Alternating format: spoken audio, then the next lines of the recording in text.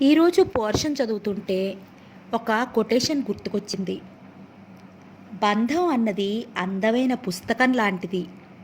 పొరపాటు అనేది అందులో ఒక పేజీ మాత్రమే. ఆ ఒక్క పొరపాటు జరిగితే సవరించాలి కానీ మొత్తం పుస్తకాన్ని చింపేయకూడదు. ఎంత నిజం! ఇది అర్థమయ్యి అమలు చేసుకుంటే ఎన్నో డైవర్సులు ఆగచ్చేమో. సంబంధాలు ఎప్పుడూ మామూలుగా చంపబడవు. అవి ఒకరి నిర్లక్ష్యం, ప్రవర్తన, అహంకారపూరిత వైఖరి వలన మాత్రమే చంపబడతాయి. ఉన్నవాటి విలువ అవి మన దగ్గర ఉన్నంత వరకు అర్థం కాదు. ఒకసారి అవి చేజారిన తర్వాత అర్థమైనా మనం ఏమీ చేయలేం. అది కాలం అయినా, ఫ్రెండ్స్ అయినా, రిలేటివ్స్ అయినా, ఇంకా ఏదైనా సరే. కథలోకి వెళ్ళిపోదామా? ప్రీతి పైనుంచి మెట్లు దిగి వస్తోంది. క్రింద హాలులో ఒక వ్యక్తి కూర్చుని ఉన్నాడు. అతని ముఖం నిండా ఘాట్లు, మచ్చలు ఉన్నాయి. ప్రీతిని చూడగానే అతను లేచి తడబాటుగా నమస్కరించాడు. నా పేరు జగన్నాథం, అందరూ జగ్గు అంటారు అన్నాడు.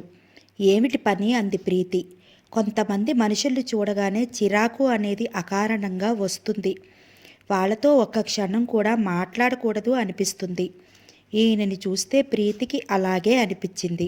చంద్రం కావాలి అన్నాడతను. చంద్రం ఎవరు? అతడు వెకిలిగా నవ్వాడు. చంద్రం అంటే శరత్చంద్ర, మీ వారు. అతనిని మేము ముద్దుగా చంద్రం అంటాం. మా సంబంధం ఈనాటిది కాదు. కూర్చోండి. అయిష్టంగానే సోఫా చూపించింది. శరత్ వైపు చాలా తక్కువ మంది అతని పరిచయస్తులంటూ వస్తారు. ప్రీతి వాళ్ళు ఎవరినైనా వేషభాషలు ఎలా ఉన్నా వారిని మర్యాద చేస్తుంది. అతను కూర్చున్నాడు. ఏమిటి పని అడిగింది. అతనితో మాట్లాడాలి అన్నాడు. అతను ప్రీతిని ఎగాదిగా చూస్తున్నాడు. లోతుగా ఉన్న అతని కళ్ళల్లో ఒక వింతైన చురుకుదనం ఉంది. మీరు ఆయనని ఇంత క్రితం కలిశారా? కలిశాను, ఒక కేసు విషయమై వచ్చాను. అతను అంటుండగానే ఇంతలో శరత్చంద్ర వచ్చాడు. అతనిని చూడగానే జగన్నాథం ముఖంలో రంగులు మారాయి. శరత్చంద్ర కూడా జగన్నాథాన్ని చూడగానే కనుబొమ్మలు చిట్లించాడు. జగన్నాథం శరత్ని చూస్తూనే లేచి నిలబడ్డాడు. ఏంటి, మళ్ళీ ఎందుకొచ్చావు అన్నాడు. ఆ కంఠంలో మర్యాద లేదు. మాట్లాడి వెళదామని నేను అప్పుడే చెప్పానుగా. మనుషులు మనసు మార్చుకుంటూ ఉంటారుగా. నేను మార్చుకోనని, నా దగ్గరికి రావద్దని చెప్పాను. వెళ్ళు, ఇంకెప్పుడు మా ఇంట్లో అడుగు పెట్టకు. ప్రీతి, అతన్ని ఇంట్లోకి రానియద్దు. ఇలాంటి వ్యక్తుల గాలి సోకినా ప్రమాదమే. ప్రీతి ఆశ్చర్యంగా చూస్తూ అలాగే అన్నట్లు తల ఊపింది. అది కాదు. షటప్. నాకు ఫోన్ చేయటం కానీ, నా ఇంటికి రావటం కానీ చెయ్యొద్దని మొన్ననే చెప్పాను. వెళ్ళు, ఇంకెప్పుడు రాకు. అంత కోపం అయితే ఎలా? మాట్లాడకుండా వెళ్ళు, కొట్టినట్లే అన్నాడు. అతను శరత్చంద్రని ఎగాదిగా చూశాడు. తర్వాత నవ్వసాగాడు. ఆ నవ్వు భీకరంగా ఉంది. అది ఎదుటివారి గుండెలను జలదింపజేసేటట్లుగా ఉంది. ఆయన వెళ్ళటానికి గుమ్మం వైపు ఒక అడుగు వేసి తర్వాత తిరిగి చూస్తూ, సరే ఏం చేస్తాం? చూడు, చెప్పిన మాట వినకపోతే చెడిపోతావు అన్నాడు. సరే వెళ్ళు, నీ బాగు కోరి చెప్తున్నాను. వెళ్ళమన్నానా? అరిచాడు శరత్చంద్ర. అతనికి అంత కోపం రాగా ప్రీతి ఎప్పుడూ చూడలేదు. అతను వెళ్ళిపోయాడు. ఎవరతను అంది ప్రీతి. ఒక పిచ్చాడు. ఏమంటాడు? నేను ఒక కేసు తీసుకున్నాను. ఉమెన్స్ కాలేజీలో కాదంబరి అనే ఒక అమ్మాయిని కొంతమంది మగపిల్లలు ఎత్తుకుపోయి రేప్ చేసి చంపేసి హిమాయత్ సాగర్లో పడేశారు. కాదంబరి తండ్రి ఎలక్ట్రిసిటీ ఆఫీస్లో ఒక చిన్న గుమాస్తా. కాదంబరిని చంపినవాడు సిటీలో బాగా పరపతి ఉన్నవాళ్ళ అబ్బాయిలు. అందులో వెంకట్ అనే అతను ఒక మినిస్టర్ కొడుకు. వాళ్ళ తరఫున వకీలెవరో తెలుసా? ఎవరు? వినోద్.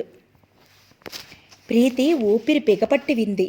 వినోద్కి నేను కేసు గెలుస్తామని బాగా నమ్మకం ఉంది. వాళ్ళు ఆ అమ్మాయిని ఎత్తుకుపోయిన కారు డ్రైవర్ పాండు మాకు అనుకూలంగా సాక్ష్యం చెప్తున్నాడు.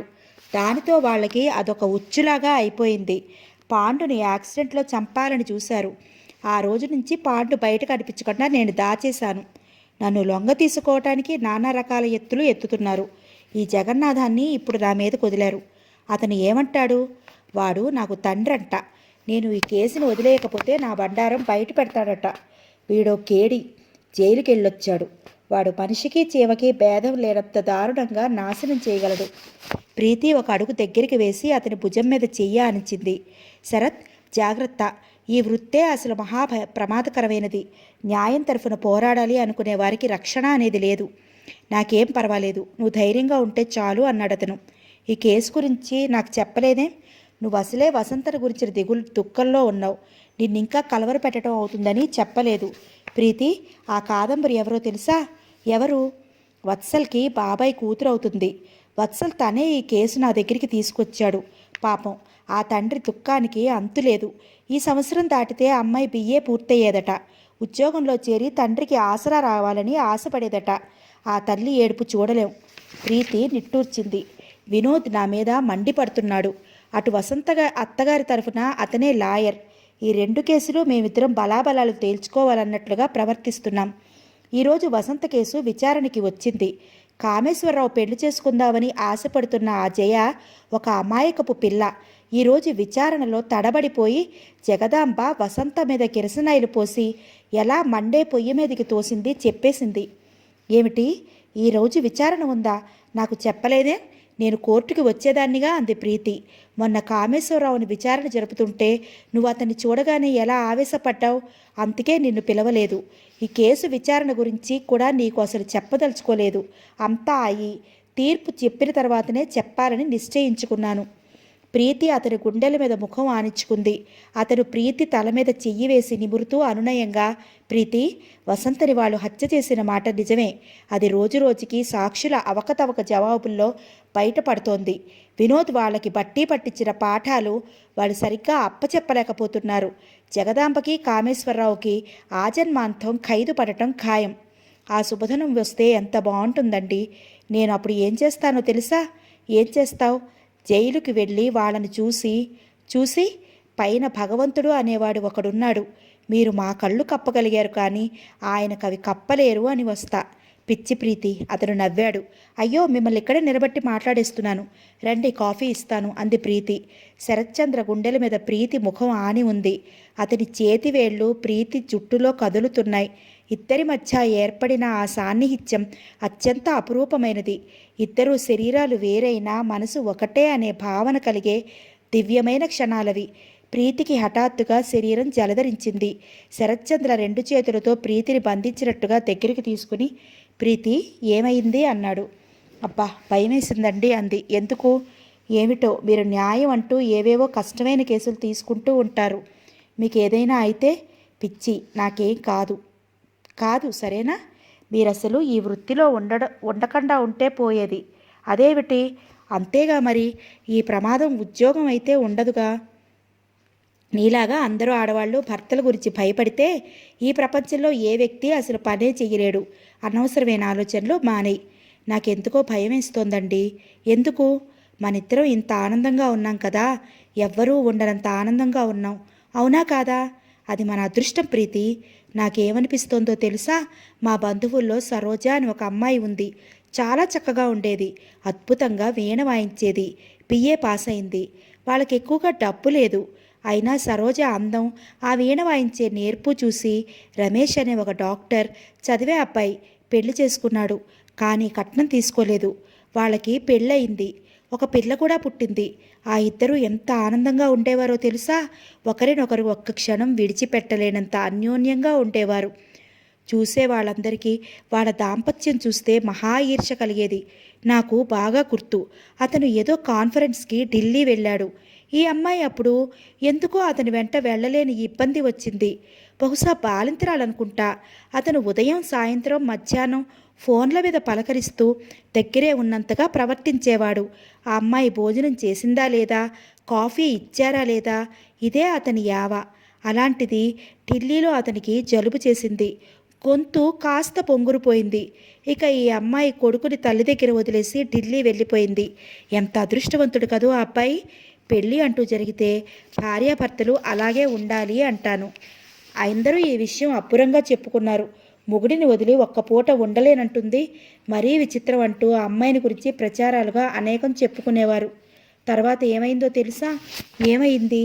అతను ఒకసారి ఊళ్ళోనే ఎక్కడో విజిట్కి వెళ్ళి పేషెంట్ని చూసొస్తూ యాక్సిడెంట్ అయ్యి అక్కడికక్కడే చచ్చిపోయాడు.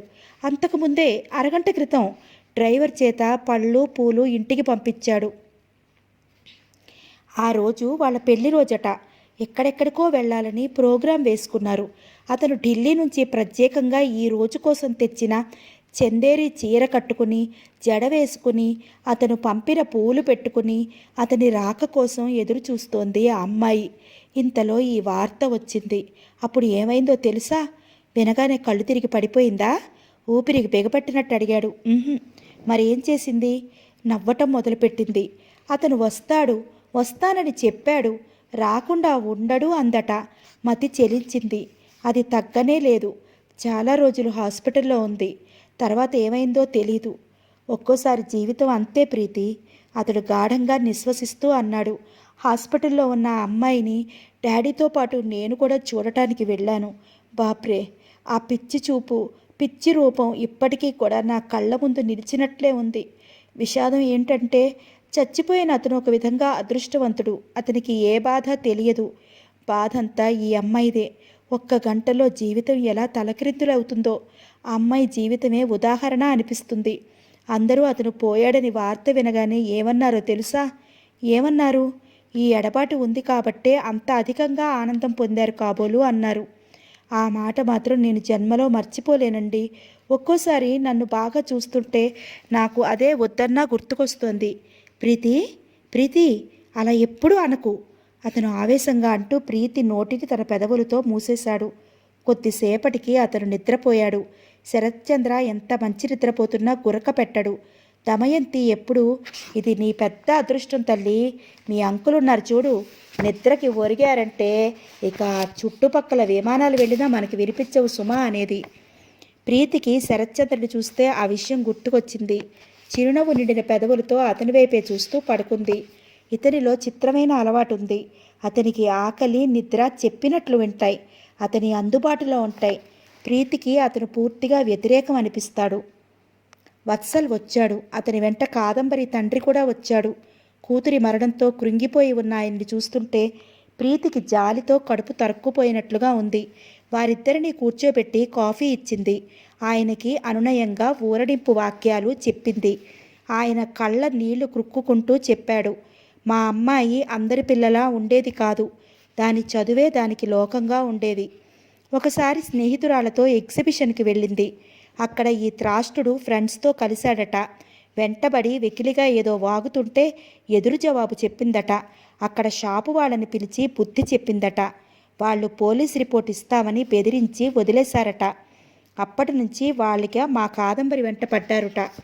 అమ్మాయికి నాకు ఇదేం చెప్పలేదు. ఆ రోజు కాలేజీలో ఫంక్షన్ ఉందని వెళ్ళి ఇంటికి రాలేదు. ప్రొద్దుపోయినా ఇంటికి రాకపోయేసరికి కాలేజీకి వెళ్ళాను. అక్కడ అందరూ వెళ్ళిపోయారు. దాని స్నేహితురాలు సుశీల ఇంటికి వెళ్తే కాదంబరి అసలు కాలేజీకి రాలేదని చెప్పింది. నేను ఆశ్చర్యపోయాను. పిల్ల ఎన్నడూ నాతో చెప్పకుండా ఎక్కడికి వెళ్ళదు. నాకు బాగా ఆందోళన కలిగింది. పోలీస్ రిపోర్ట్ ఇచ్చాను. 3వ రోజు సాయంత్రానికి హిమాయత్ సాగర్లో శవం దొరికింది. పోలీసులు ఆచూకీ తీస్తే కాలేజీ కుర్రాళ్ళు ఆ అమ్మాయిని ట్యాక్సీలో హిమాయత్ సాగర్ గెస్ట్ హౌస్కి తీసుకెళ్లారని తెలిసింది. ఇంత ప్రమాదం జరుగుతుందని నేను ఊహించలేకపోయాను.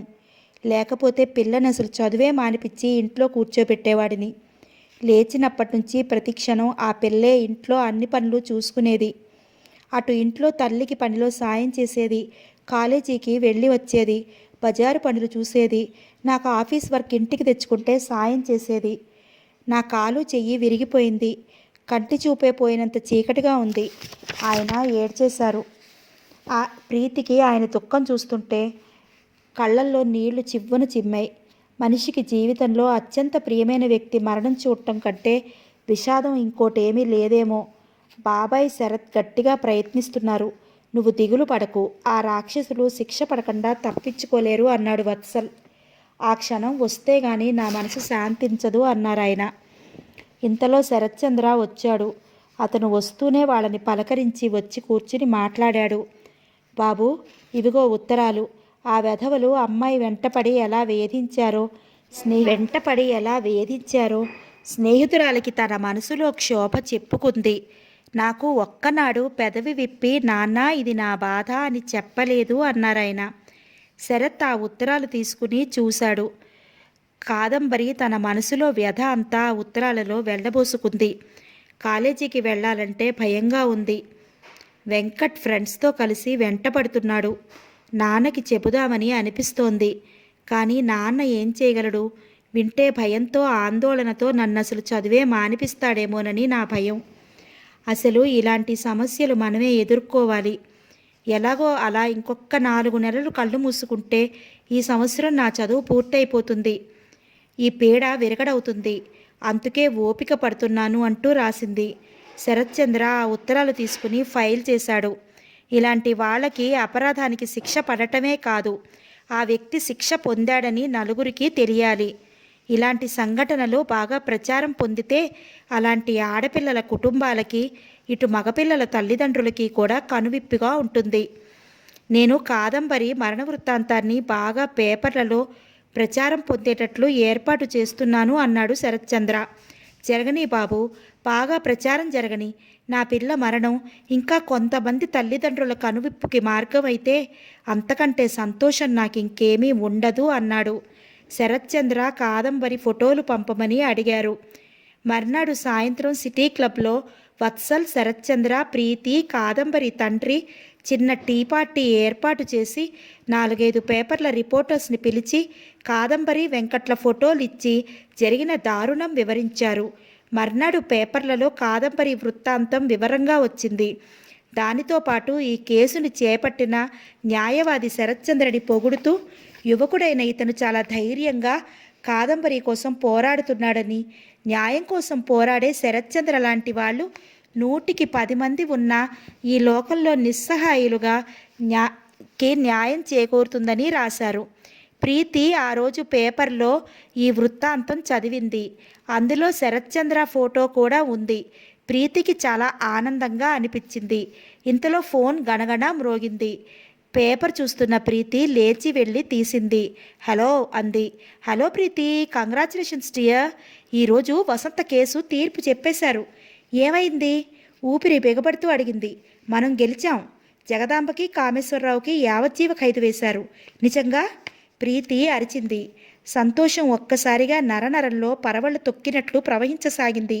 నిజం డియర్, ఇదిగో డాడీ కూడా ఇక్కడే ఉన్నారు, మాట్లాడతావా అంటూ ఫోన్ అందించారు. ప్రీతి, మధుసూదన్ రావు గారి కంఠం వినిపించింది. డాడీ. ప్రీతి, ఈరోజు ఆయన కూడా సంతోషంతో దుఃఖంతో మాట తడబడుతున్నారు. డాడీ, నాకు చాలా ఆనందంగా ఉంది. వసంత ఆత్మకి శాంతి కలుగుతుంది కదా డాడీ. ప్రీతికి ఏడుపు వచ్చేసింది. శరత్ ఫోన్ తీసుకున్నాడు. ప్రీతి పిలిచాడు. ప్రీతికి దుఃఖంతో పాటు నోట మాట రాలేదు. ప్రీతి అతను అరిచాడు. దుఃఖాన్ని బిగపెట్టుకోవడానికి విశ్వ ప్రయత్నం చేస్తూ అంది. ప్రీతి, నువ్వు సరిగ్గా ఉన్నావా? నాకు ఇంకో కేసు ఉంది, వదిలేసి ఇంటికొచ్చేయినా? వద్దు, పర్వాలేదు, ఆ కేసు చూసేరండి. కళ్ళ నీళ్లు తుడుచుకుంటూ అంది. నువ్వు ఏడుస్తున్నావా? నేను వీలైనంత త్వరగా వచ్చేస్తాను అన్నాడతను. నేను ఎదురు చూస్తూ ఉంటాను అంది ప్రీతి. ఓకే, ఉంటాను. చూడు, సాయంత్రం నేను వచ్చేసరికి దేవిగారు నాకు మంచి స్వాగతం ఇవ్వాలి సుమా. అలాగే, తప్పకుండా అంది. శరత్ పెట్టేశాడు. అలా అంటే ప్రీతి ఏ స్వీట్ అయినా చేస్తూనో లేక ఇంటిని ఇంకే రకంగానే అలంకరిస్తూనో టైం గడుపుతుంది. ఒక్కరితే ఉంటే ప్రీతి ఆలోచనలు పరిపరి విధాలా పోతాయని శరత్కి భయం. ప్రీతి ఈరోజు కోర్టుకు వస్తానని అంది. శరత్ తనే రావద్దన్నాడు. ప్రీతి భావోద్వేగం ఆపుకోలేదు. కోర్టులో 4 ఉంటారు, అందుకని ఈరోజు అసలు ఆ జడ్జిమెంట్ ఉందనే ప్రీతికి చెప్పలేదు. మహీధర్రావు గారు కోర్టుకు వెళ్ళారు. జడ్జిమెంట్ పూర్తవగానే మహీధర్రావు గారు వచ్చి శరత్చంద్రుడి కౌగిలించుకున్నారు. నాయనా శరత్, నీ రుణం తీర్చుకోలేనేమో అన్నారు కళ్ళనీళ్లతో. అలా అనకండి అన్నాడతను. సాయంత్రం అయింది. ప్రీతి స్నానం చేసి శరత్చంద్రకి ఎంతో ఇష్టమైన తెల్లచీర కట్టుకుంది. పనికుర్రాడిని పంపి అతనికి ఇష్టమైన రసగుల్లా తెప్పించింది. జగదాంబ, కామేశ్వరరావులకి శిక్ష పడింది. అది తెలియగానే ప్రీతి మనసుకి కాస్త శాంతిగా అనిపించింది. 100 ఏళ్లు బ్రతకవలసిన వసంత జీవితాన్ని వాళ్ళు తుదమట్టించారు. వసంత చచ్చిపోతే ఆ ఇల్లు కామేశ్వరరావుకే వస్తుంది. ఆ తర్వాత జయని పెళ్లాడి సుఖంగా ఉండవచ్చు. కొన్నాళ్ళకి మళ్ళీ జయకి కూడా వసంతకి పట్టిన గట్టే పడుతుంది. కామేశ్వరరావు నిజరూపం బయటపెట్టిన శరత్ చచ్చిపోయిన వసంతకి న్యాయం చేకూర్చడమే కాకుండా బ్రతికి ఉన్న జయని కూడా ఒక మహాప్రమాదం నుంచి రక్షించాడు. జయ తల్లికి ఏమాత్రం జ్ఞానం ఉన్నా తన బిడ్డకి తప్పిన ఈ ప్రమాదం గుర్తిస్తుంది. ప్రీతి ఇంట్లో అటూ ఇటూ తిరుగుతోంది. శరత్చంద్ర వచ్చే టైం అయింది. శరత్చంద్ర లాంటి భర్తను పొందిన తన జీవితం ఎంతో ధన్యమైంది. వంట ఇంట్లోకి వెళ్ళింది ప్రీతి. కాగిన పాలు దించి ప్రక్కన పెట్టింది. ఫిల్టర్లో డికాషన్ దిగిందో లేదో చూసింది. శరత్కి స్ట్రాంగ్ కాఫీ అంటే చాలా ఇష్టం. ప్రీతికి పెళ్ళైన మొదట్లో కాఫీ కలపటం వచ్చేది కాదు. శరత్చంద్ర స్వయంగా కలిపి చూపించాడు. 2 రోజుల్లో ప్రీతి అతనికంటే బాగా కాఫీ కలపటం నేర్చుకుని అతనిని మెప్పించి అభినందనలు అందుకుంది. మిగతా వంట పనంతా పనికుర్రాడే చూస్తాడు. ఈ ఒక్క కాఫీ కలిపే పని మాత్రం ప్రీతి తనే స్వయంగా చేస్తుంది. అతనికి ఎంతో ఇష్టమైన ఆ కాఫీ తాను స్వయంగా కలిపి తన చేతులతో అతనికి అందివ్వటంతో ఒక అనిర్వచనమైన తృప్తి కలుగుతుంది. ప్రీతి కప్పులు సర్ది ఉన్నాయో లేదో చూస్తుండగా కాలింగ్ బెల్ మోగింది. ప్రీతి మనసులో ఆ బెల్ శబ్దం వినగానే ఆనంద కెరటం ఉవ్వెత్తుగా లేచింది. వస్తున్నా అంటూ పరిగెత్తుకొచ్చి తలుపు తీసింది. లాయర్ గారు, స్వగృహానికి శ్రీమతి గారి స్వాగతం. ఆనందంతో అనబోతున్న ప్రీతి హఠాత్తుగా ఆగిపోయింది. జోడించిపోయిన చేతులు ఆగిపోయాయి. ఎదురుగా జగన్నాథం నిలబడి ఉన్నాడు.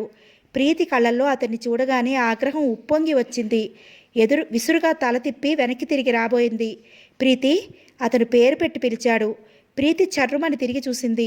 కొరడా దెబ్బల్లాంటి చూపులతో అనవసర ప్రసంగం చేయకు, అతిగా ప్రవర్తించకు, వెళ్ళు అంది. నాది ఒక చిన్న మాట నువ్వు వినాలి. నిన్ను ఈ ఇంటి ఛాయలకు కూడా రానియద్దని శరత్ చెప్పాడు. వెళ్ళు. ప్రీతి తలుపు వేయబోయింది. అతను తలుపు వేయనీయకుండా చెయ్యి అడ్డుపెట్టి బలంగా ఆపాడు. బలవంతంగా తోసుకుని లోపలికొచ్చాడు. ప్రీతి చరచరా ఫోన్ దగ్గరికి వెళ్ళింది. అతను వారిస్తున్నట్లుగా అన్నాడు. పోలీసులకైనా ఫోన్ చేసేది? ప్రీతి మాట్లాడలేదు, చేస్తూనే ఉంది. ఇక్కడికి పోలీసులు వస్తే నాకంటే నీకే ఎక్కువ నష్టం జరుగుతుంది. ఆవేశపడి అనర్థం తెచ్చుకున్నావంటే నేను చెప్పే ఒక్క మాట విని తెచ్చుకునే కంటే నేను చెప్పే ఒక మాట వింటే పోతుంది. పోలీస్ స్టేషన్ నంబరు కలవలేదు. ప్రీతి మళ్ళీ ప్రయత్నించసాగింది. నువ్వు వ్యక్తిత్వం కలదానివనుకున్నాను. నీ భర్తను నువ్వు గుడ్డిగా నమ్ముతున్నావు. చంద్రన్ నిన్ను మోసం చేశాడు. చిన్నప్పుడు వాడు అనుభవించిన దరిద్రం మర్చిపోయాడు. నేను తన తండ్రినని వాడికి తెలుసు. అయినా సరే శ్రీమంతుల ఇంటి పిల్లవైన నిన్ను చేసుకున్నాడు కాబట్టి నన్ను తండ్రిగా గుర్తించడానికి ఇష్టపడటం లేదు. ఇది నా దౌర్భాగ్యం. చెట్టంత కొడుకు ఎదురుగా ఉండి కూడా దిక్కులేని పక్షిలా అనాథలా బ్రతుకుతున్నాను. ఇదిగో ఈ ఉత్తరం చదువు. అతని జేబులో నుంచి ఉత్తరం తీసి ఇచ్చాడు. ప్రీతి తిరస్కారంగా చూసింది. ఆ ఉత్తరం వైపు కూడా చూడలేదు. మర్యాదగా వెళ్తావా లేదా అంది. వెళ్తాను. నిజం నువ్వు తెలుసుకుని కొడుకు తండ్రి ముఖం చూడకూడదు అని నువ్వంటే నిజంగా నోరు మూసుకుని వెళ్ళిపోతాను. ప్రీతి, నేను చంద్రం తండ్రిని అని రుజువులున్నాయి. కాదని వాడు రుజువు చేస్తే నేను ఆనందంగా మీరందరూ కలిసి ఏ శిక్ష వేసినా అనుభవిస్తాను. కానీ చంద్రన్ నా కొడుకు కాదని మాత్రం నన్ను అనకండి. నేను అది భరించలేను. ప్రీతి విసురుగా అతని చేతిలో ఉత్తరం రాక్కుని తీసుకుని చదవసాగింది. అందులో ఇలా ఉంది. జగన్నాథం, నీ కొడుకు చంద్రం పినాకపాణి గారి దగ్గరే ఎక్కువగా పెరిగాడు, చదువుకున్నాడు, లాయర్ అయ్యాడు. కానీ ఇన్నాళ్ల తర్వాత, అందులో నువ్వు జైలు నుంచి విడుదలై వచ్చిన తర్వాత అతను నిన్ను తండ్రినని ఒప్పుకుంటాడని ఆదరిస్తాడని నాకు నమ్మకం లేదు. ఎందుకంటే చంద్రం ఇప్పుడు సామాన్యమైన వ్యక్తి కాదు. సంఘంలో బాగా పరువు ప్రతిష్టలు గల మహీధర్రావు గారి ముద్దుల అల్లుడు. పినాకపాణి గారు నీకు సాయం చేయగల వ్యక్తి. ఆయన చెబితే చంద్రం ఒప్పుకుని నీకేదైనా ఏర్పాటు చెయ్యవచ్చు అనుకుంటున్నాను. నువ్వు చంద్రాన్ని కలిసి స్వయంగా మాట్లాడటంలో తప్పేమీ లేదని నేను అనుకుంటున్నాను. ఇట్లు గోపాల శర్మ.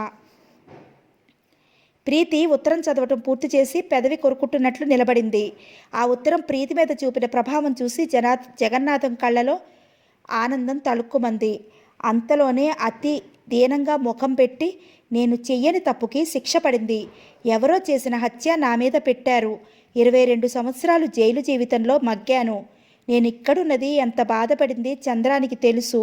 వాడు నేను తెలిసినా తెలియదని ఎందుకు బుకాయిస్తున్నాడో తెలుసా? నీ మూలంగా. నన్ను తండ్రినని గుర్తిస్తే మీ పరువు ప్రతిష్టలకి మచ్చ వస్తుందేమోనని భయంతో కాదంటున్నాడు. నేను చెడ్డవాడినే కావచ్చు, పేదవాడినే కాదనను. అంత మాత్రాన వాడికి తండ్రిని కాకుండా పోతానా? నీ ఎదురుగా నేను నా తండ్రిని కాదని బుకాయించమని చెప్పు. ఒకవేళ అలా అన్నాడంటే వాడు చాలా తెగించాడన్నమాట. వాడితో జీవితం గడపటం శ్రేయస్కరం కూడా కాదు. ప్రీతి, నేను అనటం లేదు, నువ్వే స్వయంగా నేను అతని తండ్రినవునో కాదో తెలుసుకో అన్నాడు. ప్రీతి సమాధానం చెప్పే లోపులోనే ఇంతలో వాకిట్లో కారు హారన్ మోగింది. ప్రీతి పరిగెత్తి వెళ్ళలేకపోయింది. ఈ భయంకరమైన వ్యక్తి వచ్చి ప్రీతి శరత్ని ఆహ్వానించాలని అనుకున్న ఆలోచనంతటినీ తలకిందులు చేశాడు. శరత్చంద్ర వచ్చాడు. అతని వెంట మహీధర్రావు గారు కూడా ఉన్నారు. ప్రీతి, ఎంతో ఉత్సాహంగా లోపలికి వచ్చిన శరత్ అక్కడ గది మధ్యగా నిలబడి ఉన్న జగన్నాథాన్ని చూసి నివ్వెరపోయినట్లుగా ఆగిపోయాడు. జగన్నాథాన్ని చూడగానే శరత్చంద్ర ముఖం ఎర్రబడింది. కళ్ళల్లో ఆగ్రహం, ఆవేశం వరదలయ్యి సాగింది. అతని వైపు వెళుతూ, నువ్వా, ఇక్కడికి ఎందుకు వచ్చావు అన్నారు. కొడుకింటికి తండ్రి ఎత్తుకొస్తాడు. జగ్గు నిర్లక్ష్యంగా అన్నాడు. షటప్, నేను నీకు కొడుకునే కాదు, నాకు నువ్వు తండ్రివి కాదు. నువ్వు అన్నంత మాత్రాన తండ్రి కొడుకుడం కాకుండా పో, బయటికి వెళ్ళు. నువ్వు తండ్రి నన్ను ఒప్పుకుని నేను పేదవాడిని, జైలుకు వెళ్ళి వచ్చివాడు కాబట్టి నువ్వు నా ఇంట్లోకి రావటానికి వీల్లేదని అను. నేను వెళ్ళిపోతాను. ఈ ప్రపంచంలో పిల్లలు వదిలేస్తే అనాథులైన తల్లిదండ్రుల్లో నేను ఒకటినవుతాను. జగన్నాథం మహీధర్రావు గారి దగ్గరికి వచ్చాడు. చేతులు జోడిస్తూ అన్నాడు, అయ్యా, మీరు చాలా గొప్పవారు. మీరు ఏం చేసినా చెల్లుతుంది. ధనవంతులైతే మీరు నా కొడుకు కాస్త నన్ను చూడమని చెప్పడం న్యాయంగా భావించాలి. నేను వాడి జీవితంలో ఏమీ అడ్డురాను. నాకు వయసు మళ్ళింది. నా కొడుకు జీవితంలో రవంత స్థానం కల్పించండి. మీ కాళ్ళకి మొక్కుతాను అంటూ గబాల్న వంగి ఆయన కాళ్ళు పట్టుకున్నాడు. డాడీ, ఇతనికి మతి చెలించింది. పిచ్చిగా వాగుతున్నాడు.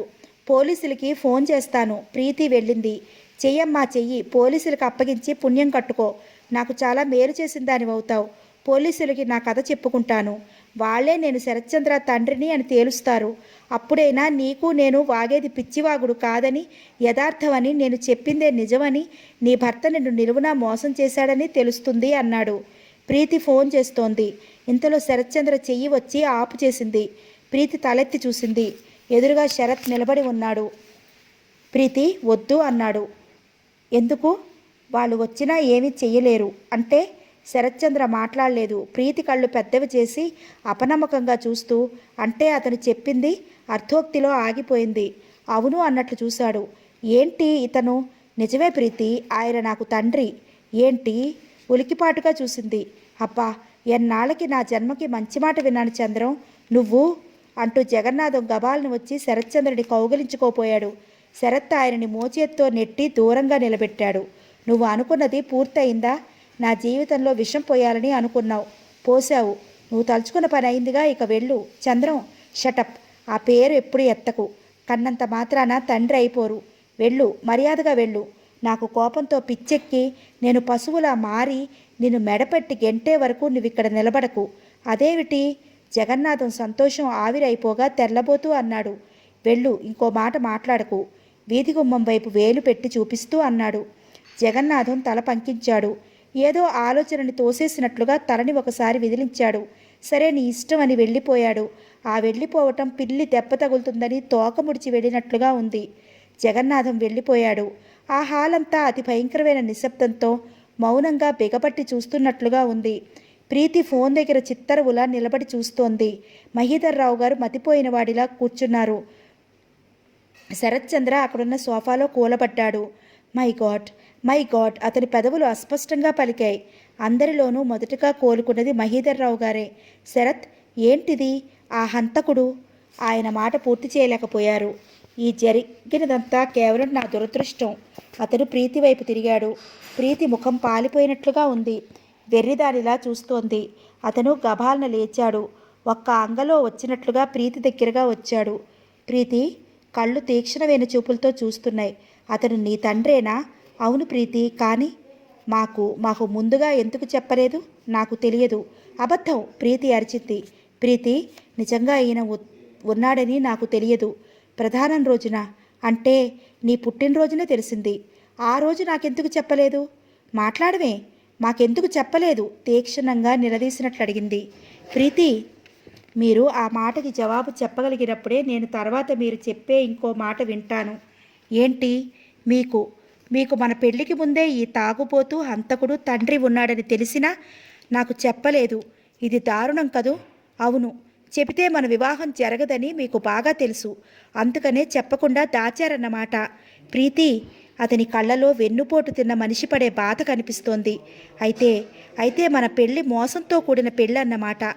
ఎన్నిసార్లు మీరు నాతో నాకెవ్వరూ లేరు, నేను ఒంటరివాడిని అన్నారు? ప్రీతి గుర్తు చేసుకున్నట్లుగా అంది. ఆ సంగతి నిజం ప్రీతి, నేను అబద్ధం ఆడలేదు అతను అన్నాడు. ప్రీతి చివ్వున అతని వైపు తిరిగింది. మన పెళ్లికి ముందే ఈయన మీ తండ్రి అని తెలిస్తే నాకెందుకు చెప్పలేదు?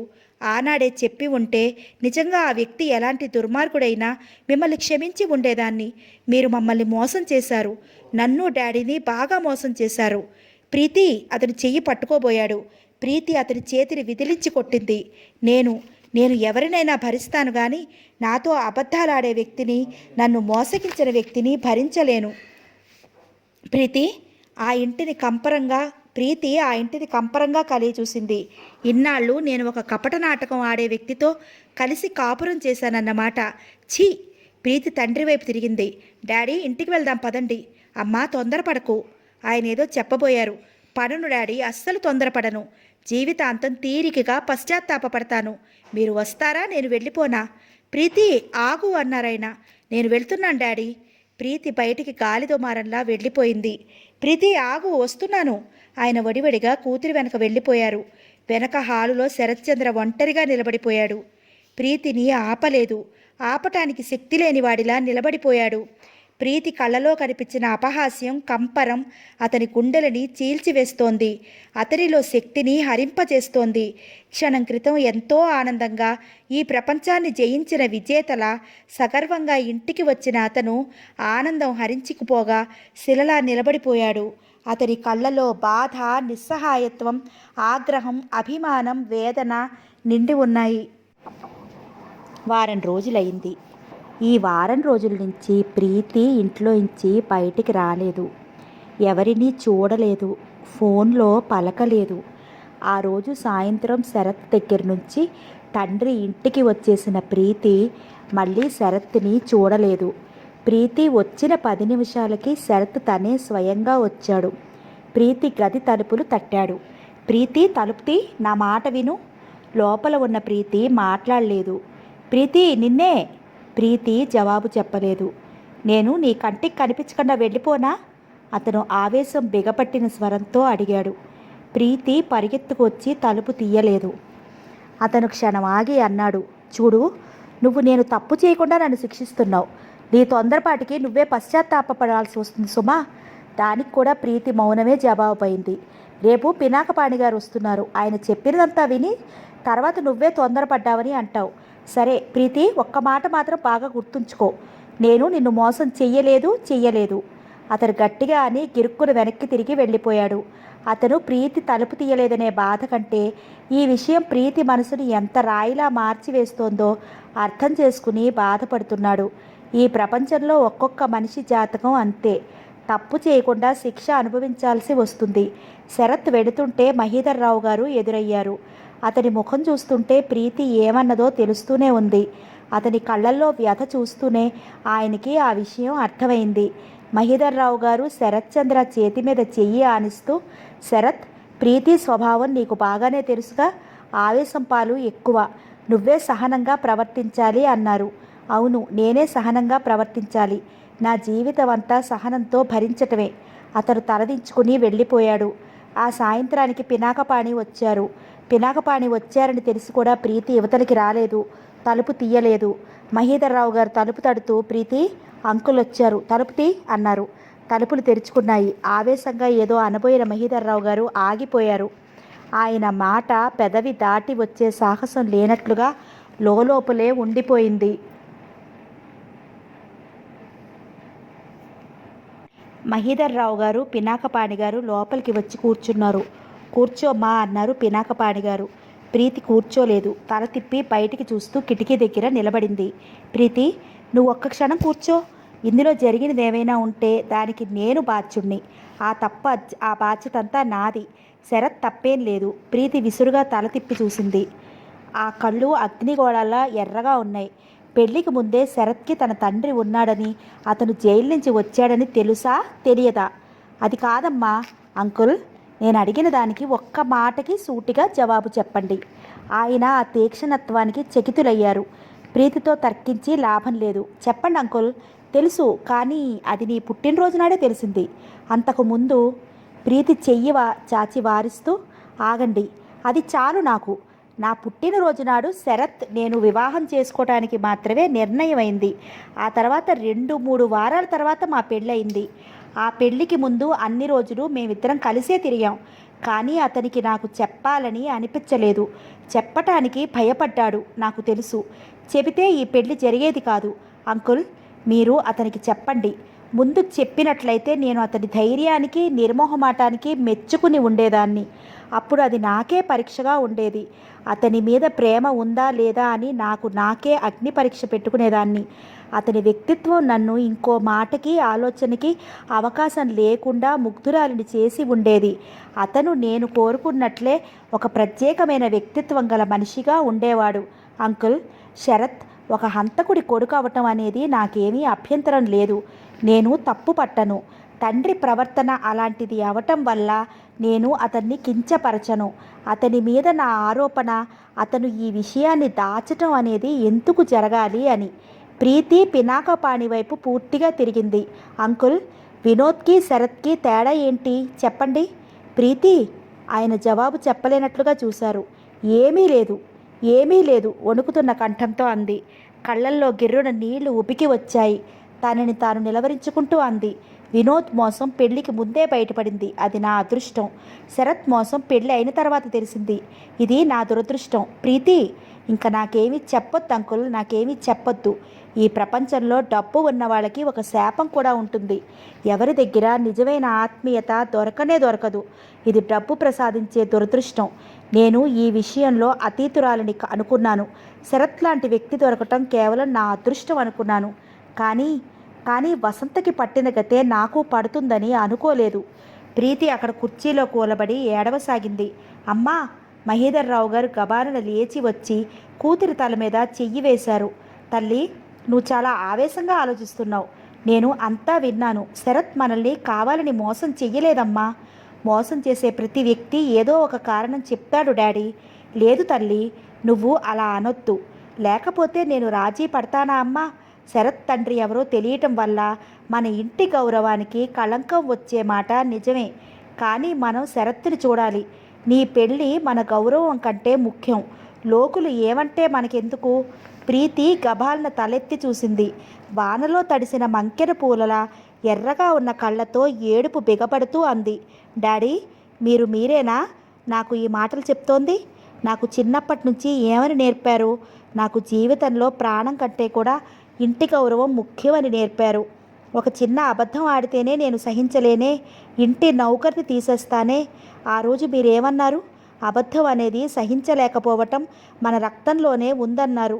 మీరు మెడ్రాస్లో ఉన్నప్పుడు పనికుర్రాడిని తీసేస్తే మీరు సంతోషించారు. ఇప్పుడు ఇదేమిటి ఇలా అంటారు? ఆయన జవాబు చెప్పలేనట్లు చూశారు తడబాటుగా. అది కాదమ్మా, అది చాలా చిన్న విషయం, ఇది పెద్ద విషయం అన్నారు. ప్రీతి పెదవుల మీద విరక్తి నిండిన చిరునవ్వు మెదిలింది. ఇది పెద్ద విషయం కాబట్టే మనం ఇంకా జాగ్రత్తగా ఉండాలి. పనివాడంటే పనిచేసి వెళ్ళిపోతాడు. మన జీవిత పరిధిలో బయటనే ఉండేవాడు. వీళ్ళు మన జీవితాన్ని అల్లుకుపోయిన వాళ్ళు. వీళ్లతోనే మనం జాగ్రత్తగా ఉండాలి డాడీ. మనం అవసరాలను బట్టి మనం ఏర్పరచుకున్న విలువలు, నమ్మకాలు మార్చివేస్తూ ఉండాలా డాడీ? ప్రీతి పినాకపాణి వైపు తిరిగింది. అంకుల్, ఒక అబద్ధం ఆడగలిగిన వ్యక్తి ఇంకో అబద్ధం ఆడడనే నమ్మకం ఏముంది? అబద్ధాలు ఆడేవాళ్ళ నీడ కూడా నేను భరించలేను. ఇది నా లోపం కాదు. నువ్వు ఇలా పెంచిన డాడీ లోపం అది. నన్ను ఇలా పెంచిన డాడీ లోపం అది. ప్రీతి, నువ్వు చెప్పిన ఏ మాట కాదని అన్నను కానీ నువ్వు చెప్పిన ఏ మాట కాదని అనను. కానీ శరత్ మంచివాడమ్మా. ఈ పరిస్థితి అలా వచ్చేసింది. నువ్వు ఈ ఒక్కసారి అతన్ని అర్థం చేసుకుంటే. శరత్ మంచివాడు అని రికమెండ్ చేస్తున్నారా అంకుల్? అయితే వినండి. మనుషుల కాపురాలు సిఫార్సులతో నిలబడవు.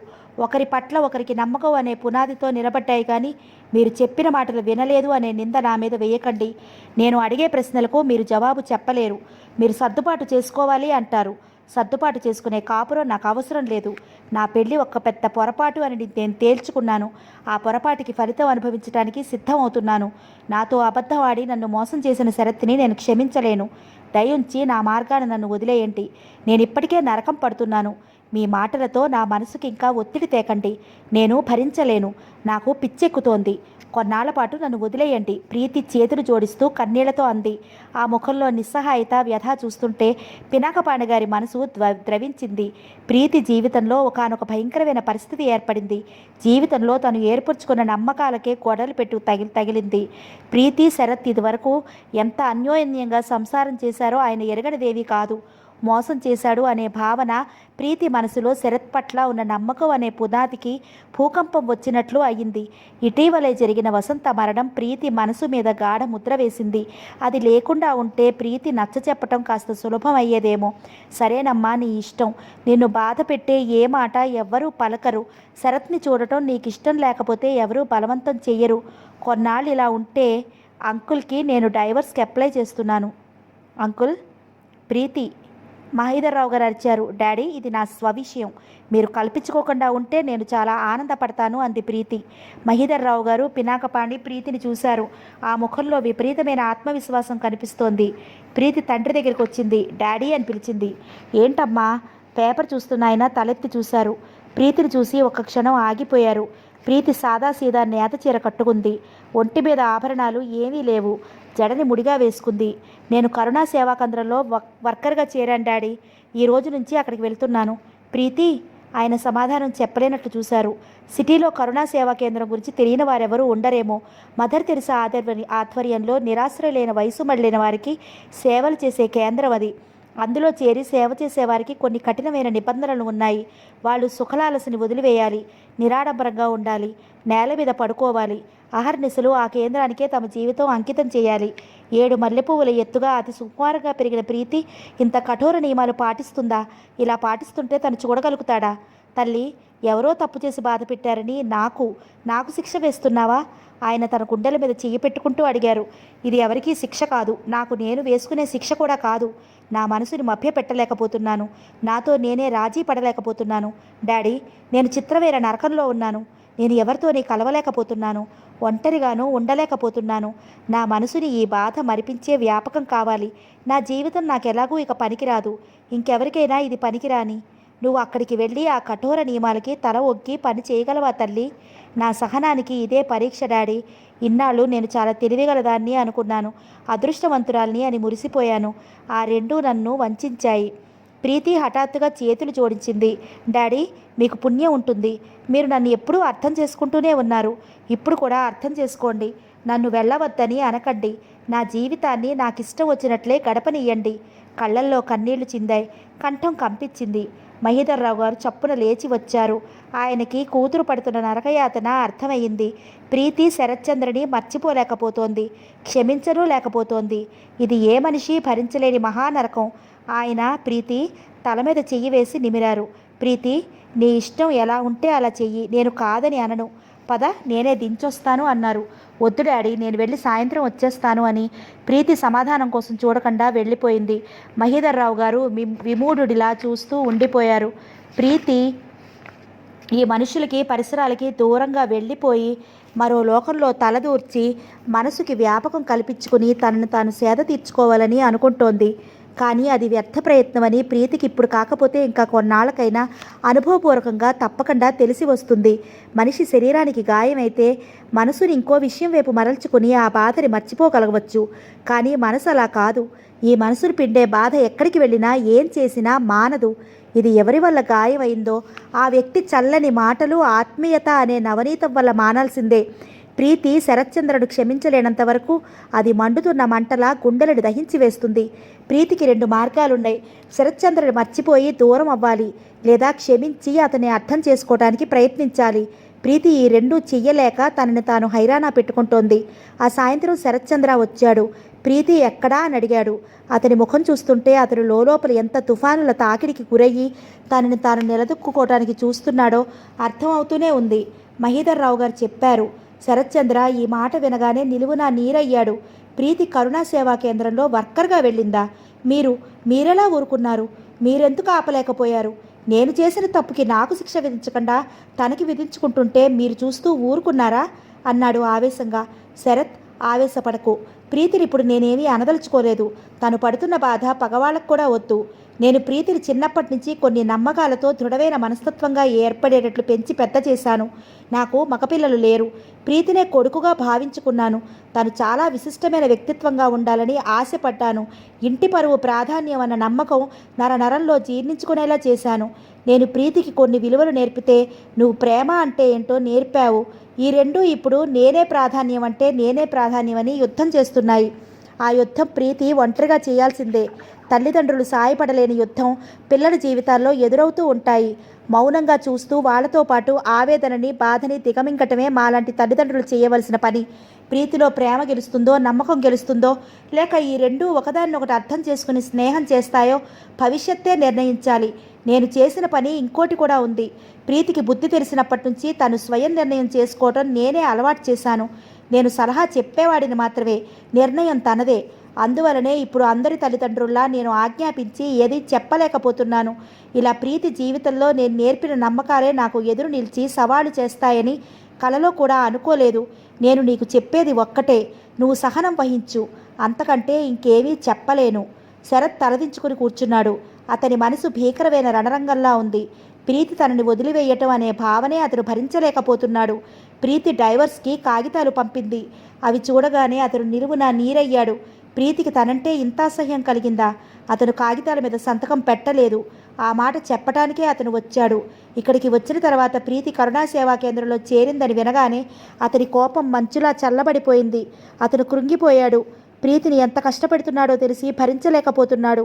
మహీధర్రావు గారు అన్నారు, శరత్, ఎంత గాలి దుమారమైనా ఎప్పటికో ఒకసారి తగ్గిపోక మానదు. నువ్వు ఇప్పుడు ఎంత సహనం వహిస్తే అంత మంచిది. ప్రీతిని అర్థం చేసుకోవటానికి ప్రయత్నించు. అసలే వసంత విషయంలో ప్రీతి మనసు తల్లడిల్లిపోయింది. డబ్బు కోసం వాళ్ళు వసంతని పెళ్లి చేసుకున్నారు. చివరికి వసంతని చంపేశారు కూడా. నువ్వు కూడా డబ్బు కోసమే తనని పెళ్లి చేసుకున్నావని ప్రీతికి గాఢమైన నమ్మకం ఏర్పడిపోయింది. ఆ వసంత విషయం అలా దారుణంగా జరగకుండా ఉంటే ప్రీతి ఇంత భయంకరంగా ఈ విషయం గురించి ఆలోచించేది కాదేమో. నువ్వు తనది నిజంగా ప్రేమిస్తే ఈ విషయం పెళ్లికి ముందే చెప్పి ఉండేవాడివి అంటుంది. వినోద్ చేసిన పనే నువ్వు చేశావంటోంది. మీ నాన్న జైలుకు వెళ్ళి వచ్చిన వ్యక్తి అయినా అతను హంతకుడైనా ప్రీతికి అభ్యంతరం లేదు. ఎందుకంటే నిన్ను చూసే తను పెళ్లి చేసుకుంది. నీ తల్లిదండ్రుల పట్ల నిన్ను గౌరవించడం జరగదు. ప్రీతి నిష్ఠూరం ఏమిటంటే ఆ విషయం నువ్వు కావాలని దాచావని, అది డబ్బు కోసమని అర్థంగా అనిపిస్తోంది. నువ్వు ప్రీతి విషయంలో పొరపాటు చేశావు. ఇప్పుడు ప్రీతి కూడా నీ విషయంలో పొరపాటే చేస్తోంది. మీ ఇద్దరి మధ్య కలిగిన పొరపాటుని మీరే సర్దుకోవాలి. లేకపోతే అతిపెద్ద ఆఘాతంగా మారుతుంది. మీ జీవితాలే వేరైపోతాయి. ఈ విషయం నేను ప్రీతికి కూడా చెప్తున్నాను, నీకు చెప్తున్నాను. నిజం అంకుల్, నిజం, ముమ్మాటికి నిజం. శరత్చంద్ర చేతుల్లోకి తలదించుకుంటూ అన్నాడు. అతని నవనాడులు తెగిపోతున్నట్లుగా అనిపిస్తోంది. అతని కాళ్ళ కింద భూమే కదిలిపోతున్నట్లుగా ఉంది. ప్రీతికి దూరం అయిపోతామేమోననే భయం అతన్ని వివసుడు చేస్తోంది. అతనిలో తెలివితేటలు తర్కం మూగపోయినట్లుగా ఉన్నాయి. అతను తలెత్తుతూ అన్నాడు. ఆ కళ్ళల్లో ఆవేశం పొంగి పొరలుతోంది. అంకుల్, ప్రీతిని ఏమైనా చెయ్యనియండి, నన్ను ఎంతైనా అననీయండి, నేను భరిస్తాను. కానీ నేను ప్రీతికి డైవర్స్ మాత్రం ఇవ్వను. అతని ముఖంలో దృఢనిశ్చయం కనిపిస్తోంది. శరత్, నీ ఇష్టమని చెప్పానా? పినాకపాణి నీ వైపు ఏదో చెప్పబోతే ఏమందో తెలుసా? ఏమంది? సిఫార్సులతో కాపురాలు నిలబడవు. మై గాడ్, పళ్ళు బిగువునా అన్నాడతను.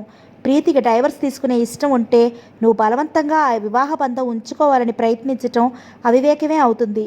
శరత్చంద్ర తలెత్తి చూశాడు. వయసు అనుభవాలతో పండిన ముఖం అతనికి నిజమే చెప్తున్నట్లుగా అనిపించింది. అతను క్షణం ఆగాడు. ఆ తర్వాత పెన్ను తీసి కాగితాల మీద సంతకం చేసి ఇచ్చాడు. ప్రీతి ఆ సాయంత్రం ఇంటికొచ్చింది.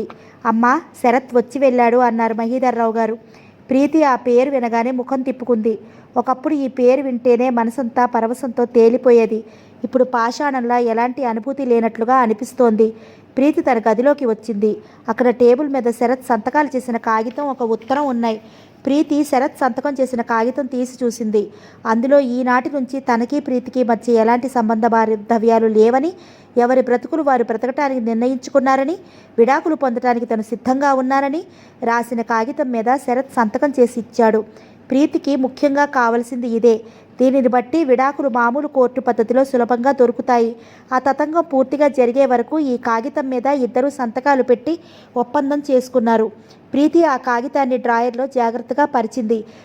అతను జాగ్రత్త పరిచింది. అతను రాసిన ఉత్తరాన్ని మాత్రం తాకలేదు. లేచి వెళ్ళి స్నానం చేసి బట్టలు మార్చుకు వచ్చింది. మంచం మీద పడుకుంది.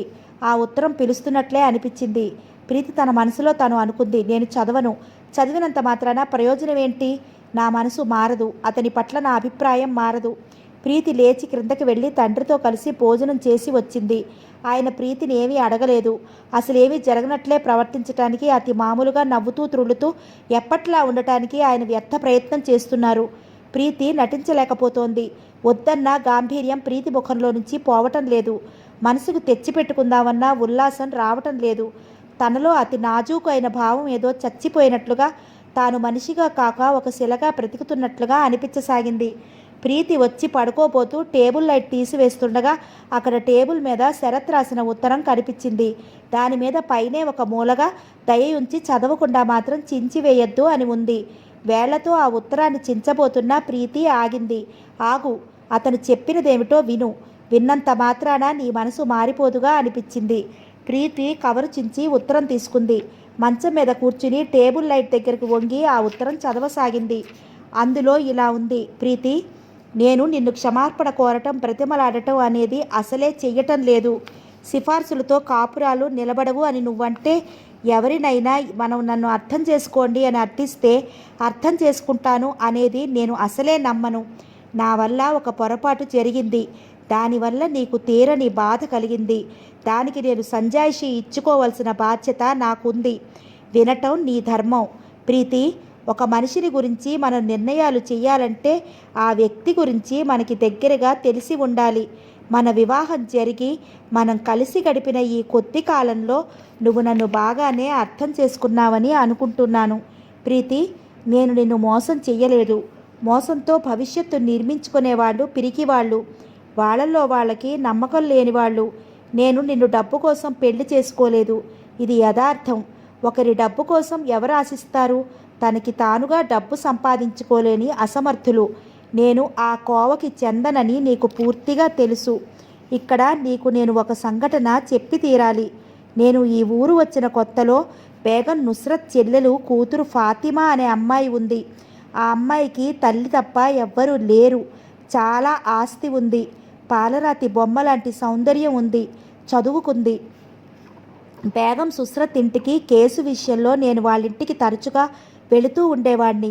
ఫాతిమా సుస్రత్ ఉన్నప్పుడు మాతో కూర్చుని మాట్లాడేది. ఆమె లేనప్పుడు కూడా నన్ను కూర్చోపెట్టి టీ ఇచ్చేది. కలిసి సినిమాకి వెళ్ళేవాళ్ళం. ఒకరోజు బేగం నన్ను ముఖ్యమైన విషయం మాట్లాడాలి రమ్మనమని ఫోన్ చేసి చెప్పింది. నేను వెళ్ళాను. బేగం సుస్రత్ ఫాతిమా విషయం చెప్పింది. ఫాతిమాకి నేనంటే ఇష్టమట. నా మనసు తెలుసుకోమని, నాకు అభ్యంతరం లేకపోతే పెళ్లి చేసుకుంటుందని చెప్పింది. నేను దిగ్భ్రాంతి చెందాను. ఎందుకంటే ఫాతిమాని నేనెప్పుడూ ఆ దృష్టితో చూడలేదు. నేను తికమక పడ్డాను. ఆవిడ ఫాతిమా గురించి చెప్పింది. తల్లి తప్ప ఎవ్వరూ లేరు. ఆస్తి చాలా ఉంది. ఫాతిమాని జాగ్రత్తగా చూసుకునేవాళ్ళు కావాలి. ఆవిడికి నేను నచ్చాను. ఎందుకంటే నాకెవ్వరూ లేరు. నాకు డబ్బు మీద ఆశ లేదు అన్న విషయం ఆవిడికి అర్థమైంది.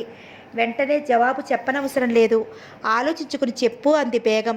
నేను ఇంటికి వచ్చాను. బేగం ఇంటికి వెళ్ళిన అన్ని రోజులని నేను తిరిగి ఆలోచించుకున్నాను. నేను ఒక్కనాడు కూడా ఫాతిమాతో హద్దు మీరి చనువుగా మాట్లాడలేదు. బేగం ఎదుట లేకపోయినా ఆమె ఎదుట ఉన్నట్లే అంతే గౌరవ మర్యాదలతో ఫాతిమా ఒంటరిగా ఉన్నప్పుడు కూడా మాట్లాడేవాడిని. అయినా వాళ్ళు ఈ ప్రసక్తి ఎలా తెచ్చారు? ఇది నా మూలంగా వాళ్ళకి కలిగిన ఆలోచన కాదు. వాళ్ళంతా వాళ్ళకి కలిగిన ఆలోచన. ఎందుకంటే ఫాతిమాకి చాలా ఆస్తి ఉంది. ఆమెకున్న నగలే దాదాపు 20 లక్షలు చేస్తాయి. అది కాక ఇల్లు, బ్యాంక్ డిపాజిట్స్, ద్రాక్ష తోట, ఇంకా ఎన్నెన్నో ఉన్నాయి. ఈ ఆలోచన ఫాతిమా కంటే బేగంకి వచ్చిన ఆలోచనే అయి ఉండాలి. వాళ్ళ ఆస్తిని సంరక్షించేవారు కావాలి. నాలాంటి వ్యక్తి అయితే వాళ్ళకి రక్షణ బాగానే లభిస్తుంది. నేను ఆలోచించాను. నేను ఫాతిమా గురించి ఆలోచిస్తే నాకు ఎలాంటి ఉద్విగ్నత లేదు.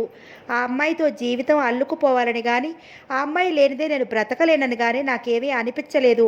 ఆ అమ్మాయి సౌందర్యవతే, కాదనను. కానీ అదొక మ్యూజియంలోనో గుడిలోనో బొమ్మనో చూసినప్పటి అనుభూతి. బాగుంది అని మెచ్చుకోవాలనిపిస్తుంది. అంతవరకే ఆలోచన పరిమితం. దాన్ని స్వంతం చేసుకోవాలనే కోరిక కలగదు. ఫాతిమాను నేను చేసుకుంటే నేను అపారమైన సంపదను పొందగలను. కానీ నా మనసును మురిపించే అనుకూలవతి అయిన భార్యను పొందలేను. నాకు తోడు నీడగా అనిపించి నా ఒంటరితనం నుంచి నన్ను తప్పించే అపురూపమైన వ్యక్తి కోసం నేను వెతుక్కుంటున్నాను. ఆ వ్యక్తి ఫాతిమా కాదు అనిపించింది. అందుకే నిర్మోహమాటంగా బేగంకి నాకు ఆ ఉద్దేశం లేదని మర్నాడే ఉత్తరం రాసి పంపేశాను. ఆవిడ కాస్త కంగు తిన్నా సర్దుకుంది. ఆవిడికి నా మీద ఉన్న గౌరవం రెట్టింపైందే తప్ప తరగలేదు. అది నా అదృష్టం అనుకున్నాను. ఎందుకంటే నేను చేపట్టిన కేసులు చాలా వరకు ఆవిడ ప్రాపకం ద్వారా వచ్చినవే. ఆవిడ ఒక చిన్న మాట ఏదైనా అని ఉంటే ఈ కే ఈ కేసుల ఫైళ్ళన్నీ వేరే వకీల్ దగ్గరికి వెళ్ళిపోతాయి. ఈ సంగతి నాకు కూడా తెలుసు. అయినా నేను భయపడలేదు. దానికి సిద్ధమయ్యే ఆ జవాబు చెప్పాను. ఈ ప్రపంచంలో ప్రతి వ్యక్తి ఎప్పుడు తన సామర్థ్యాన్ని నమ్ముకోవాలి. సోమరిపోతుతనం లేకుండా కృషి చేయడానికి సిద్ధపడే వ్యక్తికి పని అనేది దొరకకుండా ఉండదు. తర్వాత నాకు జీవితం ఎంత సింపుల్గా ఉంటే అంత ఇష్టం. నేను ఐశ్వర్యాన్ని కోరుకోవటం లేదు. నా వృత్తిలో నాకు తృప్తి, ఆనందం దొరుకుతాయి. నేను అలా జవాబు చెప్పినప్పటికీ ఆవిడ కోపగించుకోలేదు. పైనుంచి నాకు ఇంకా డబ్బుకి సంబంధించిన కేసులు అనేకం రాసాగాయి. బేగం నన్ను అపార్థం చేసుకోకుండా అర్థం చేసుకున్నందుకు నేను మనసులోనే కృతజ్ఞతలు అర్పించుకున్నాను.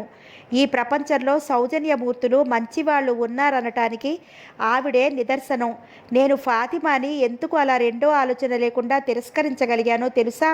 అప్పటికే నా మనసులో ఒక అమ్మాయి ఉంది. ఆ అమ్మాయి పట్ల నాకు అభిమానం, ప్రేమ ఉన్నాయి అని ఆ అమ్మాయికి తెలియదు. బహుశా నేను బ్రతికి ఉండగా తెలియదేమో కూడా. ఆ అమ్మాయి ఎవరో తెలుసా? మహాబలిపురంలో సముద్రం కెరటం మధ్య చిక్కుకున్నప్పుడు నేను తనని పట్టుకోవటంలో నన్ను గట్టిగా హత్తుకుపోయిన వ్యక్తి. ఆ సంఘటన నా జీవితాన్నే మార్చివేసింది. నా జీవితంలో మొట్టమొదటిసారిగా ఒక స్త్రీని తాకాను. ఆ అనుభవం అత్యంత అపురూపంగా, మరుపురానిదిగా అనిపించింది. ఆ అమ్మాయిని, ఆ స్పర్శని ఆ క్షణం నుంచి నేనెప్పుడూ మర్చిపోలేకపోయాను. ఆ అమ్మాయికి నాకు మధ్య భూమికి ఆకాశానికి మధ్య ఉన్నంత అగాధం ఉందని నాకు తెలుసు. ఆ అమ్మాయిని స్వంతం చేసుకోవాలనే ఆలోచన నాకు పొరపాటుగా కూడా వచ్చేది కాదు. ఎందుకంటే నా అంతస్తు ఏమిటో నాకు బాగా తెలుసు. ఆ అమ్మాయిని నేను సొంతం చేసుకోలేకపోవచ్చు. కానీ తనని ప్రేమించడంలో తప్పు లేదు అనిపించింది. బహుశా తనంటే నాకు ప్రాణమని ఆ అమ్మాయికి ఈ జీవితంలో ఎన్నడూ తెలిసే అవకాశం కూడా రాకపోవచ్చు. నా ప్రేమ నాలోనే ఇలాగే నాతోనే శిథిలమైపోవచ్చు. దానికి కూడా నేను సిద్ధపడిపోయాను. ఒక్కోసారి ఎంతగానో అనిపించేది, తను కూడా నాలాగానే మామూలు కుటుంబంలో పుడితే ఎంత బాగుండేది. లేక నేను వాళ్ళ స్థితికి ఎదిగే వరకు ఏదైనా అద్భుతం జరిగి ఆ అమ్మాయికి పెళ్లి జరగకుండా ఉంటే ఎంత బాగుండును అనిపించింది. అందుకే హైదరాబాద్ వచ్చిన నేను మళ్ళీ మెడ్రాస్కి వెళ్ళలేకపోయాను. ఇక్కడే ఉంటే రోజు కళ్ళారా ఆ వ్యక్తిని నేను చూసుకోవచ్చు, మాట్లాడవచ్చు. నేను ఆ వ్యక్తిని పెళ్లి చేసుకోకపోయినా పర్వాలేదు. తన జీవితంలో ఒక ఆత్మీయుడిగా, స్నేహితుడిగా మాత్రం అయినా ఉండిపోవచ్చు అనుకున్నాను. తనంటే నాకు ఇష్టం, అంతే. దానికి ప్రతిఫలం నేను ఆజన్మాంతం ఇలాగే బ్రహ్మచారిగా ఉండిపోతాను. ఆ రకంగా అయితే నా జీవితం ఒక విధంగా ఆ అమ్మాయికి అర్పించినట్లే అనుకున్నాను. నా ఈ ప్రేమ విషయం నాకు తప్ప ఇంకెవరికీ తెలియదు అనుకున్నాను. కానీ నా మనసులో ఈ యుద్ధం తెలుసుకున్న ఏ దేవతలు ఆశీర్వదించారో నాకు తెలియదు. కానీ ఒకరోజు హఠాత్తుగా పినాకపాణి గారు వచ్చి, "నువ్వు ప్రీతిని పెళ్లి చేసుకుంటావా?" అని అడిగారు. ఆ మాట వినగానే నేను దిగ్భ్రాంతి చెందాను. ఆ క్షణంలో నేను ఎలా అయ్యానో అదంతా పెళ్లికి ముందు నీకు రాసిన ఉత్తరంలో రాశాను.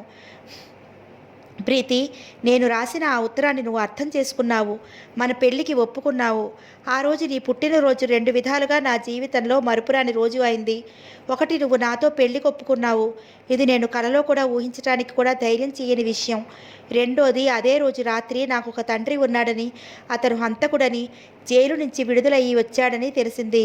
ప్రీతి, నేను నీ మీద ప్రమాణం చేసి చెప్తున్నాను, ఆ రోజు వరకు నాకు తండ్రి అనేవాడు ఈ భూమి మీద బ్రతికే ఉన్నాడని నాకు తెలియదు. నాకు చాలా చిన్నప్పుడు 8 సంవత్సరాలు కూడా ఉంటాయో ఉండవో వాళ్ళ ముఖాలు గుర్తులేవు. ఆ ఇల్లు 2 గదులు, ఒక వరండా. ఆ వరండాలో నేను ఆడుకునేవాడిని. ఆ ఇల్లు ఎక్కడ ఉందో నాకు గుర్తులేదు. ఒకరోజు తాగి వచ్చిన ఒక వ్యక్తి ఒక ఆమెను జుట్టు పట్టి కొట్టడం, క్రింద పడేసి కాలితో డొక్క మీద తన్నటం బాగా గుర్తు. ఆ వ్యక్తి కేకలకి నేను హడిలిపోయాను. మంచం వెనక్కి పోయి దాక్కున్నాను. ఆ రాత్రంతా నిద్రలేదు. తెల్లవారుతుండగా నేను మెల్లగా తలుపు తీసి ఇంట్లో ఇంచి పారిపోయి వచ్చాను. ప్రక్క గదిలో మా బంధువులున్నారు. నేను అక్కడే ఉన్నాను. నన్ను వాళ్ళ ఇంటికి వెళ్ళిపోమనలేదు. అక్కడి నుంచి ఏదో ఊరు పంపారు. ఆ తర్వాత అక్కడ ఉండలేక మళ్ళీ తిరిగి పారిపోయి వచ్చాను. తర్వాత వాళ్ళింట్లోనే ఉన్నాను. కొద్ది రోజులు ఎక్కడైనా ఉండాలని వెళ్ళేవాడిని కాదు. కానీ ఏ ఇంటికి వెళ్ళినా వాళ్ళ తిట్లు, అదిలింపులు నా మనసుని గాయపరిచేవి. ఒకసారి ఒకళ్ళ ఇంట్లో ఆ రోజంతా వాళ్ళ ఇంటి తలుపులకి రంగు వేయమంటే వేశాను. ఆ మధ్యాహ్నానికి ఆవిడ అన్నం కంచంలో పడేస్తూ తిండికి మాత్రం బాగా తయారు అంది. నాకు ఆ మాట చాలా కష్టం కలిగించింది. నేను ఒళ్ళు దాచుకోకుండా శ్రమకి ఓర్చుకుని ఇంత పని చేశాను. అయినా ఆవిడ నన్ను తిడుతోంది. ఆ రోజు నుంచి ఇక ఎవరింట్లోనూ అన్నం తినకూడదని నాలో నేనే శపథం చేసుకున్నాను. ఆ రోజు మొదలు నేను తినలేదు. నేనెవరికి ఏ పని చేసినా డబ్బులు అడిగేవాడిని. లేని రోజున పస్తులు పడుకునేవాడిని. నాకు ఒక ఇల్లు అనేది లేదు. నా అనేవాళ్ళు లేరు. ఈ రెండూ సంపాదించుకోవాలి అనిపిస్తూ ఉండేది. పినాకపాణి గారి దగ్గరికి వచ్చిన తర్వాత నా జీవితానికి ఒక స్థిరత్వం సంతరించుకుంది. దమయంతి అంటే చాలా ఉత్తమురాలు. ఒక్కవాడింట్లోనే నేను భోజనం చేసేవాడిని. ప్రీతి, నేను చిన్నప్పుడు డబ్బు లేక నా అనేవాళ్ళు లేక ఎన్ని కష్టాలు పడ్డానో. ఆ కష్టాలు పగవాడికి కూడా వద్దు. మా నాన్న నా గురించి పట్టించుకోలేదు. ఆయన విలాసంగా తిరిగేవాడు. ఆడవాళ్ళు, జూదం, తాగుడు వీటికే ఆయన జీవితాన్ని అంకితం చేసుకున్నాడు. ఒక్కరోజున నా గురించి కబురు చేయలేదు, వాకపు చేయలేదు. నేను ఎలా పెరిగానో ఆయనకి అవసరం లేకపోయింది. ఈరోజు హఠాత్తుగా ఆయనకి నా ఉనికి తెలిసేసరికి నా మీద ప్రేమ ముంచుకు వచ్చేసింది. ఇన్నేళ్లలో ఆయన రవంత కూడా మారలేదు. ఆయన ప్రేమ నా మీద కాదు, నేను సంపాదిస్తున్న డబ్బు మీద. ఆయనకి కావాల్సింది నేను కాదు, నా పరువు ప్రతిష్టలు. ఇప్పుడు కూడా ఆయన ఇన్నాళ్ళకి నన్ను చూసినందుకు ఆనందంతో చెలరేగిపోవటం లేదు. నాకు డబ్బు ఉంది, దాన్ని తండ్రిగా అధికారికంగా ఉపయోగించాలి. ఆయన వ్యభిచారి, అబద్ధాల కోరు. ఒక రాజకీయ చదరంగంలో ఒక మినిస్టర్ని హత్య చేసి వాళ్ళ చేత విడిపించబడ్డాడు. ఆయన పేరు చెబితే అందరూ అసహించుకుంటారు. ఈ వివరాలన్నీ నాకు తెలిసాయి. ఆ రాత్రి ఆయన నా దగ్గరికి వచ్చాడు. నేను ఆయనని తిరస్కరించాను. నువ్వు నాకు తండ్రివి కాదు అన్నాను. మర్నాడు సాయంత్రం పినాకపాణి గారు వెంట తీసుకొచ్చాడు. ఆయన దగ్గర కొన్ని కాగితాలున్నాయి. ఆయన నా తండ్రే, అందులో సందేహం లేదు. నాకు కాస్త డబ్బు పడేస్తే నేనెక్కడో పడి ఉంటాను. నీ తండ్రినని చెప్పి నీ పరువు తీయను. వెకిలిగా నవ్వుతూ అన్నాడు. ఆ క్షణంలో నాకు నిజంగా అతనిని మెంటపెట్టి గెంటాలన్నంత ఆవేశం వచ్చింది. అతను నిజంగా పశ్చాత్తాపడి ఉంటే, నన్ను కొడుకుగా చూసి ఆనందించి ఉంటే తప్పకుండా నేను ఆయన్ని స్వీకరించి ఉండేవాడిని. ఆయనతో మాట్లాడిన 10 నిమిషాల్లో ఆయన వ్యక్తిత్వం ఏంటో తెలిసిపోయింది. నాకు కొంతమందికి డబ్బు మీద విపరీతమైన వ్యామోహం ఉంటుంది. డబ్బు కోసం ఏదైనా చేస్తారు. ఈ డబ్బు కోసం సోదరులని, తల్లిని అవలీలగా చంపేస్తారు. దేశక్షేమాన్ని శత్రుదేశం వాళ్ళకి నిస్సంకోచంగా అమ్మేస్తారు. కూనీలు చేస్తారు, వేషాలు మారుస్తారు. డబ్బే వాళ్ళకి దైవం, డబ్బే సర్వస్వం. డబ్బు తప్ప వీళ్ళు ఇంకా దేనిని ప్రేమించరు. జగన్నాథం అంటూ వచ్చిన వ్యక్తి నాకు తండ్రే. ఆయన తండ్రిగా నా మీద ఆప్యాయత ఒలకపోయటానికి రాలేదు. నన్ను బ్లాక్మెయిల్ చేయటానికి వచ్చాడు. ఆయన అన్నమాట ఏంటో తెలుసా? నేనెవరో తెలిస్తే నీకు ఆ ప్రీతికి వివాహం జరగదు. ఆ మహీధర్రావు గారు నేను వాకిట్లోకి కూడా రానియడు. అందుకని ఆ రహస్యం నేను ఎవ్వరికీ చెప్పను. నువ్వు బాగానే సంపాదిస్తున్నావుగా, కాస్త నాకేదో పడేయ్. నేను తండ్రిగా ఉంటే నీ దగ్గర ఉండి తిననా ఏంటి అన్నాడు. జగన్నాథం గారిగా వచ్చిన ఈ వ్యక్తికి ప్రేమానుబంధాలు ఏమీ లేవు. చివరికి కొన్ని సంవత్సరాల తర్వాత కనిపించిన కొడుకుని కూడా బ్లాక్మెయిల్ చేసి డబ్బు లాగాలని అనుకోగలడు. అతని బ్రతుకే బ్లాక్మెయిలింగ్. దానికి కన్న కొడుకు అనే విచక్షత కూడా లేదు. ఈయన నా తండ్రే. ఎంత సంతోషం! ఆయన అన్న మాటలు వినగానే నేను రెచ్చిపోయాను.